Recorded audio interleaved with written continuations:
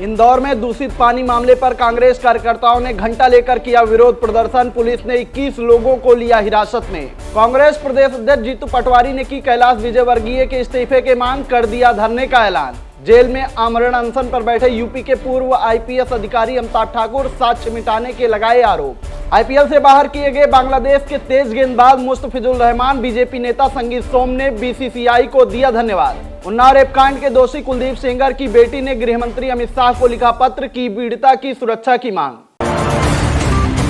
नमस्कार, खबर चौक की इस न्यूज बुलेटिन को आपने देखना शुरू कर दिया है और मैं हूं अमन सिंह वत्स आपके साथ। तो चलिए नजर डालते हैं देश और प्रदेश की 5 बड़ी खबरों पर। मध्य प्रदेश के भागीरथपुरा में दूषित पेयजल त्रासदी को लेकर सियासी हलचलें तेज हो गई हैं। राजधानी इंदौर में युवा कांग्रेस के कार्यकर्ताओं ने नगर निगम मुख्यालय के सामने जोरदार विरोध प्रदर्शन किया। युवा कांग्रेस के कार्यकर्ता अपने साथ घंटा लेकर पहुंचे। घंटा बजाकर उन्होंने मंत्री कैलाश विजयवर्गीय के घंटा वाले बयान को लेकर विरोध दर्ज कराया और साथ ही मृतक के परिजनों को 1-1 करोड़ रुपए मुआवजा देने की भी मांग की। इसके अलावा प्रदर्शनकारियों ने कैबिनेट मंत्री कैलाश विजयवर्गीय और इंदौर के महापौर भार्गव से तत्काल इस्तीफे की भी मांग की। हालात बिगड़ते देख पुलिस ने 3 महिलाओं समेत 21 प्रदर्शनकारियों को हिरासत में लिया।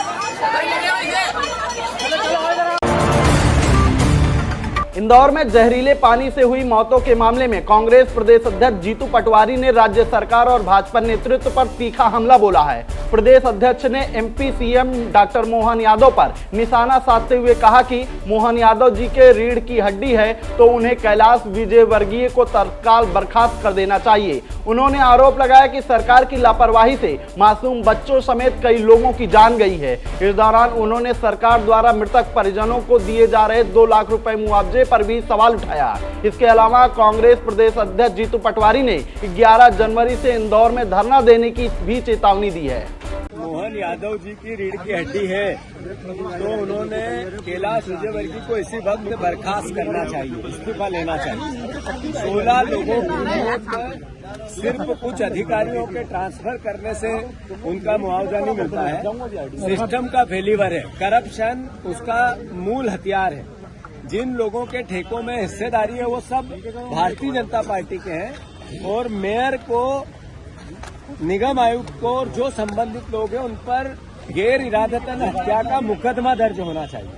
मंत्री से इस्तीफा लेना चाहिए। लीपा पोती करके 2 लाख का मुआवजा देके 16 मूतों का हिसाब नहीं दिया जा सकता।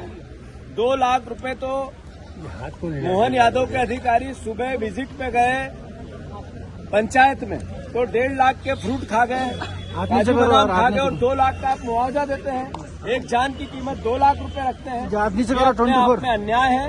कांग्रेस पार्टी इसके खिलाफ 11 तारीख को पूरे इंदौर में पूरे प्रदेश स्तर का आंदोलन करेगी। या तो 11 तारीख तक कैलाश विजयवर्गीय का इस्तीफा लो, अन्यथा कांग्रेस पार्टी इंदौर में इस अभियान को हजारों लोगों के साथ मां अहिल्या की नगरी में मां अहिल्या के चरणों में बैठकर मजबूर करेगी सरकार को कि जिस मंत्री का दायित्व था वो उसके कारण मौत हुई 16 लोगों की, उसका इस्तीफा होना चाहिए।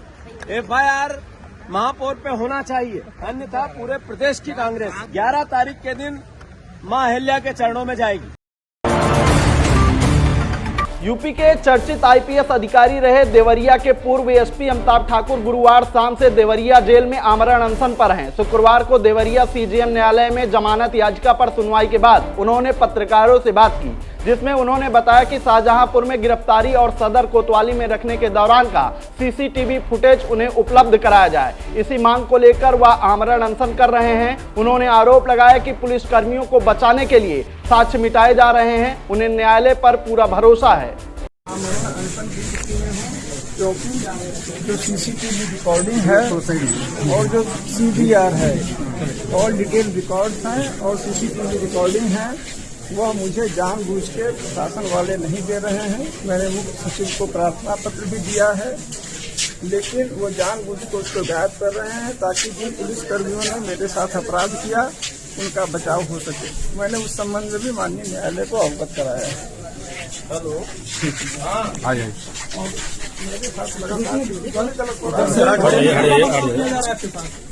मैंने सीसीटीवी रिकॉर्डिंग के लिए मैंने मांग की है। मुख्य सचिव महोदय को मैंने प्रार्थना पत्र दिया है। मैं कल से इस संबंध में आमरण अनशन पे हूँ और जब तक सीसीटीवी रिकॉर्डिंग और सीडीआर मुझे प्राप्त नहीं हो जाएगा तब तक मैं अपनी बात जारी नहीं रोक सकते हैं। आप लोगों के संज्ञानार्थ बता रहा हूँ, मुझे माननीय न्यायालय पर पूर्ण भरोसा है कि मेरे साथ न्याय होगा। चलिए ठीक है। लंबे विवाद के बाद बीसीसीआई ने IPL franchise Kolkata Knight Riders को बांग्लादेश के तेज गेंदबाज मुस्तफिजुर रहमान को रिलीज करने का निर्देश दिया है।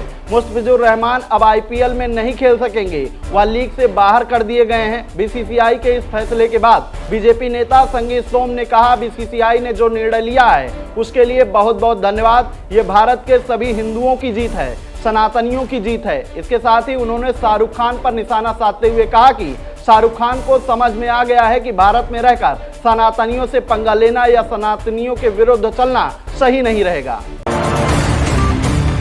उन्नाव रेप कांड में उम्र कैद की सजा काट रहे बीजेपी के पूर्व विधायक कुलदीप सिंह सेंगर की बेटी ऐश्वर्या सेंगर ने गृह मंत्री अमित शाह को एक भावुक पत्र लिखा है। इस लेटर को उन्होंने अपने एक्स हैंडल पर शेयर करते हुए पीएम मोदी, सीआरपीएफ और दिल्ली पुलिस को टैग किया है। इस पत्र में उन्होंने रेप मामले में पीड़िता और उसके परिवार की सुरक्षा की मांग की है। ऐश्वर्या ने लिखा कि पीड़िता बार बार मीडिया और सोशल मीडिया पर धमकी दे रही है कि कुलदीप सेंगर को जमानत या फिर रिहाई हुई तो वह आत्महत्या कर लेगी। ऐश्वर्या ने शंका जाहिर की कि यदि कोई अप्रिय या दुर्घटना घटती है पीड़िता के परिवार के साथ तो सारा आरोप उनके पिता पर मढ़ दिया जाएगा। इस कारण ऐश्वर्या सेंगर ने रेप पीड़िता और उसके परिवार की सुरक्षा सुनिश्चित करने की मांग की है। तो फिलहाल आज की न्यूज बुलेटिन में इतना ही। ऐसी खबरों को आपके बीच में लेकर आते रहेंगे, तब तक देखते रहिए खबर चौक। शुक्रिया।